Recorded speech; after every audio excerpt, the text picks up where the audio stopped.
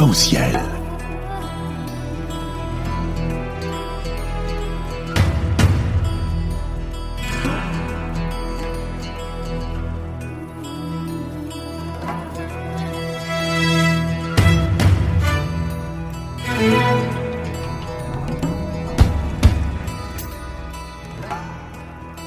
Arc-en-ciel, chaque dimanche, actualité, culture, économie, société et animation festive. Avec Abdelatif Arc-en-ciel, la chronique.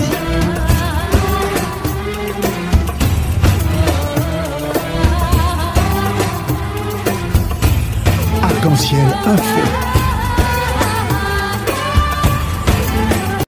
Mesdames et messieurs, retour au direct. Et comme ça a été annoncé, nous sommes heureux d'être en ligne avec notre deuxième intervenant, le recteur de la mosquée d'Ivry, la grande mosquée d'Ivry, Monsieur Khalil Marroun. Monsieur le recteur, bonjour et bienvenue dans l'émission Arc-en-ciel. Bonjour à vous et à tous les auditeurs et bonjour à Lyon. Merci infiniment. Lyon est au cœur de l'événement et nous sommes heureux que nous traitons ce dossier sur nos ondes, l'islam et la gestion de l'islam en France. Monsieur Khalil Marroun, donc, il est connu sur la scène nationale, voire internationale. Il est fondateur et recteur de la grande mosquée d'Ivry, qu'on couronne, la plus grande en France après celle de Paris, président de l'Union des mosquées de France, un des fondateurs qui a été sollicité par Pierre Jox pour mettre en place le KERIF, mais aussi il a créé le Congrès des mosquées de France qui est devenu UMF, Union des mosquées de France, et les membres fondateurs du CFCM qu'il a quitté après la réforme de 2013, chose qu'on évoquera tout à l'heure dans nos questions. Ma première question, Monsieur Khalil Marroun, l'islam consulaire est désormais dans le collimateur du rapport de Monsieur Hakim El-Karoui et de l'Institut Montestance. Et que pensez-vous nous dire par rapport à ce rapport? Écoutez, Monsieur Karoui, pour moi, je l'ai rencontré une fois en Allemagne. Moi, je ne peux pas parler pour les autres. Je ne peux que parler sur ce que je représente. Moi, vous savez, j'ai tenu à que la propriété de la mosquée d'Ivry-Courcouronnes soit à la Ligue mondiale islamique. Je me suis battu pendant 10 ans pour récupérer la propriété. Mais s'il y avait une institution française que je pourrais lui léguer l'avenir d'un bâtiment aussi important, je l'aurais fait. Mais j'ai trouvé secours et mon aisance avec le Maroc. Et je tiens à rappeler que le Maroc ne me donne pas d'ordre. Je ne reçois pas d'ordre de Rabat, ni de l'ambassade, ni d'un consulat. Et je tiens aussi à rappeler que la mosquée de Paris a été inaugurée en 1926 par le sultan Moulay Youssef, l'arrière-grand-père de l'actuel roi du Maroc, Mohamed VI. Et s'il est nécessaire, en présence de président de la République, de Merck. Et le premier recteur, il était algérien que le sultan marocain avait nommé. Et vous le savez, nous n'avons pas de complexe. 70 ans plus tard, nous avons, à la création du CFC en 2003, nous avons toujours été largement vainqueurs en siège et nous avons offert à 2 reprises la présidence à un Algérien qui s'appelle Dalil Boubaker. Donc pour moi, je ne peux parler que pour moi-même. Nous, à l'UMF, nous cherchons tout simplement l'unité des musulmans et l'efficacité du service à l'égard de l'islam et des musulmans de France. Écoutez, les choses sont claires par rapport à cette relation, cette étiquette que j'ose dire, de coller l'islam consulaire. Et vous avez bien fait de le dire, ça vous engage que vous. Voilà, donc oui. Si vous me permettez, oui. Lorsque je me suis trouvé avec M. Karoui à l'invitation de la Fondation Adenauer en Allemagne, à Berlin, j'étais en vacances avec ma femme au Maroc, à Tanger, et j'ai pris mon billet de Tanger, Madrid, Berlin, et le retour de Berlin, Casa, Tanger, et je ne suis pas passé par Rabat pour avoir l'autorisation de répondre à cette invitation. Les chansons claires, les chansons claires, monsieur le recteur Khalil Mernoun. Ma deuxième question, si vous le permettez, vous avez vu comme quoi j'ai un agenda très chargé, je suis prêt avec le temps. La grande mosquée d'Ivry a quitté le CFCM depuis des années. Pouvez-vous nous expliquer les raisons de cette rupture et qu'est-ce que vous en pensez actuellement de l'actuel CFCM? Écoutez, en 2013, je ne suis pas le seul à avoir claqué la porte. Il y a mon ami, frère et collègue Kaptan de la mosquée de Lyon. Nous avons trouvé que cette réforme du CFCM de 2013, c'était qu'il fallait, c'était le moyen d'assassiner le CFCM. L'objectif pour lequel on s'est inscrit à la création du CFCM, c'était pour et nous avons senti que c'était une manne dictatoriale, que aucun recteur de mosquée n'aurait pu accéder à la présidence du CFCM, alors que l'islam se vit dans les mosquées, pas dans les fédérations. Les fédérations, je les invite à aller créer un CRIF comme nos cousins juifs qui ont un CRIF qui défend les institutions juives de France. Eh bien, ils peuvent très bien le faire. Mais une représentativité du culte musulman, il doit se faire sur les mosquées. C'est pour cela que moi, en claquant la porte, j'ai créé le Congrès des mosquées de France qui a été modifié avec un débat à l'intérieur des fondateurs, et nous avons créé l'Union des mosquées de France. L'Union des mosquées de France. Celui qui n'a pas de mosquée, il ne peut être membre de cette fédération. Et vous êtes combien, entre parenthèses, vous êtes combien de mosquées? Écoutez, le bilan, il est très clair. Lorsque nous avons claqué la porte du CFCM, eh bien, nous avons réuni nos mosquées. Nous sommes actuellement entre 750 et 800 mosquées. À travers l'Hexagone. À travers l'Hexagone. Et nous sommes les seuls dans la proposition de cette modification du CFCM qui demandons l'élection, rien que les élections. Nous n'avons pas peur de la démocratie. Ceux qui n'ont rien dans les mains, ils veulent la désignation, la nomination simple. Eh bien non, nous voulons que les musulmans choisissent leurs représentants. Et nous partons de la départementalisation à la régionalisation au national. Donc vous êtes pour la proximité. Pour la proximité. Et nous acceptons quand même 10% de personnalités qualifiées. Qui dit personnalité qualifiée? Des personnes qui peuvent apporter un plus, voire une réflexion positive pour aller de l'avant. Nous proposons aussi que les femmes doivent avoir pleinement leur place.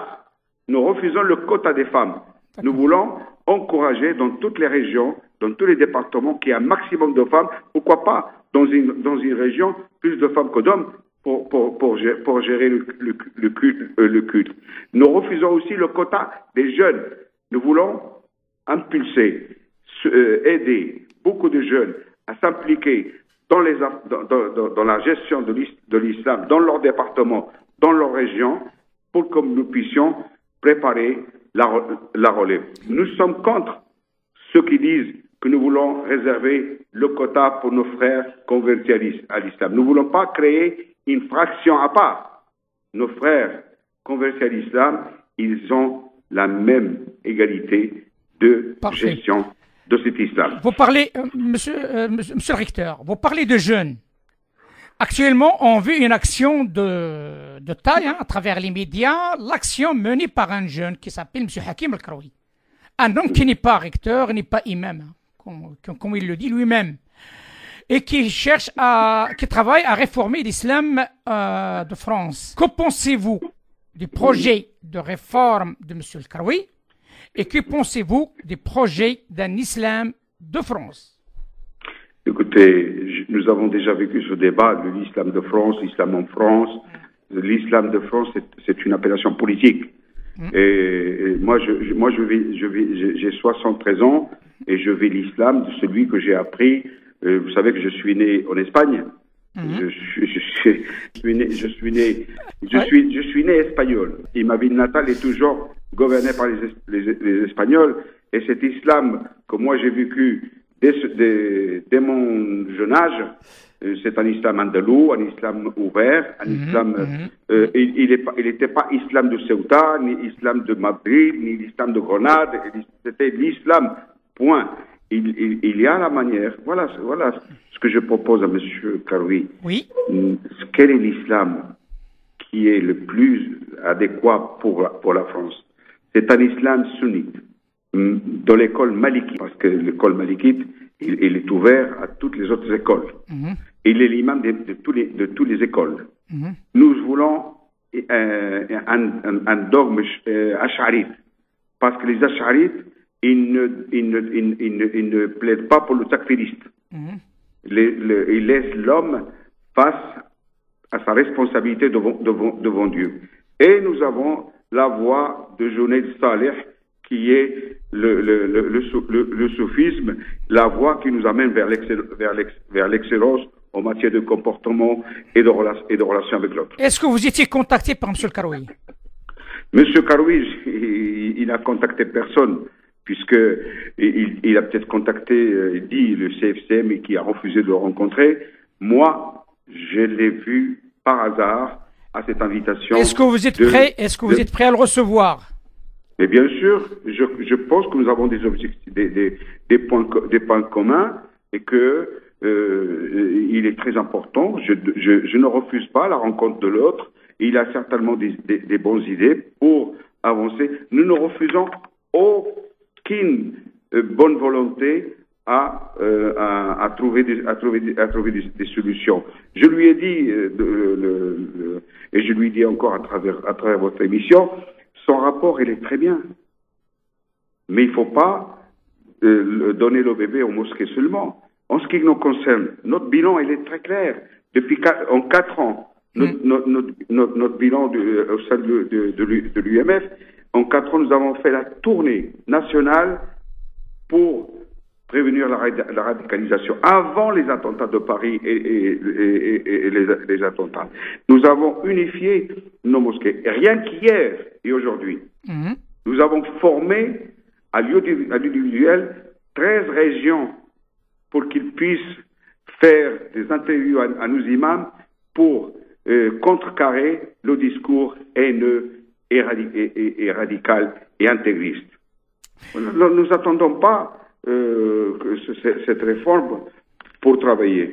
Nous avons des objectifs importants. Moi, à la mosquée d'Ivry coloniale, l'UMF en général, nous sommes ouverts à rencontrer tout le monde, pourvu que nous puissions s'entendre, et nous sommes ouverts pour le dialogue. L'actualité oblige, Monsieur le Recteur, et comme vous le savez, la Grande Mosquée de Paris vient de signer une alliance, un partenariat, suite à un communiqué que tout le monde l'a vu, avec la Fédération des musulmans de France, l'ancien OIF.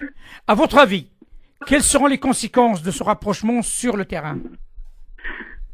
Écoutez, j'ai déjà vu des alliances, des contre-alliances, quand j'étais au CFCM.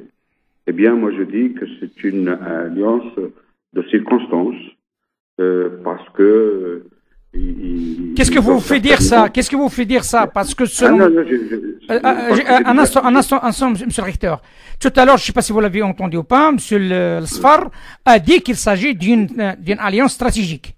Et vous dites qu'il s'agit d'une alliance... de circonstances stratégiques. Ils essayent de tromper les musulmans, de dire voilà, nous sommes unis, alors qu'ils ne sont pas unis du tout.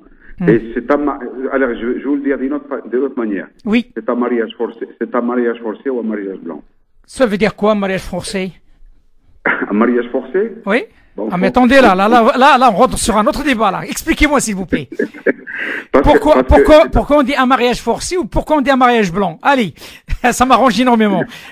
parce qu'un mariage forcé, c'est parce que il n'y a pas de consentement.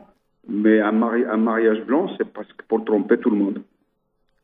Donc, d'après vous, il s'agit d'une tromperie, cette alliance, cet rapprochement entre les musulmans de France et la mosquée de Paris? Je vais même vous dire une chose. Dites-moi. Le seul point positif au sein du CFCM, quand M. Moussaoui présidait le CFCM, Oui. nous avons réussi de mettre en place ce qu'on appelle la charte du halal. Oui. La charte du halal qui a été sabotée par l'UIF et la mosquée de Paris. Ah. Alors que la mosquée de Lyon et moi, à Ivry, nous avons soutenu cette charte et nous avons fait de cette charte notre charte. Donc, il y a un conflit qui date de longtemps par rapport à cette histoire de la charte du halal, si j'ai bien compris. Je salue mon frère Kaptan, Oui. qui partage les mêmes points de vue que moi sur cette charte. Et nous Mais écoutez, l'avons donc, c'est une charte qui est sur la ligne de mire de M. Hakim Al-Karoui par rapport à ces différentes chartes du halal. Qu'est-ce que vous pouvez lui dire? Je peux lui dire, monsieur Karoui, je pense qu'il ne faudrait pas courir plus vite et ne pas mettre la charrue devant la gueule. Monsieur le recteur. Il faut réfléchir avant d'agir. Monsieur le recteur, merci infiniment de la grande mosquée d'Ivry. Merci infiniment de cet éclairage et surtout après ces interventions avant vous, les choses commencent à prendre un visage. J'aurais après vous, monsieur le président du CFCM, monsieur Ogras, qui m'attend. Je vous dis à très bientôt avec l'évolution de ce dossier. Si vous l'acceptez bien, je serai heureux de vous avoir très bientôt par rapport à des éventuels rebondissements concernant ce sujet qui me tient à cœur parce que c'est un sujet qui tient à cœur la totalité des musulmans vu la période noire que nous avons vécue depuis janvier 2015.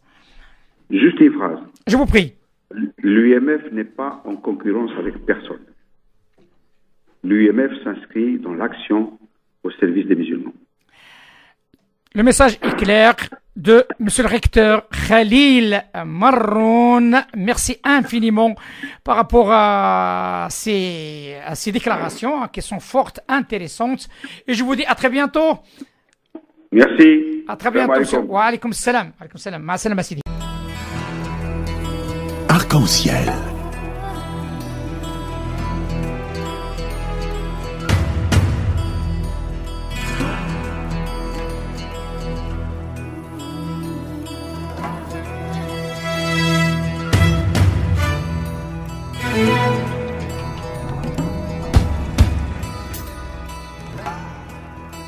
Arc-en-ciel, chaque dimanche, actualité, culture, économie, société et animation festive.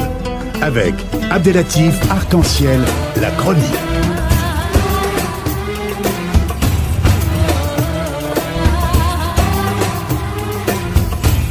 Arc-en-ciel info.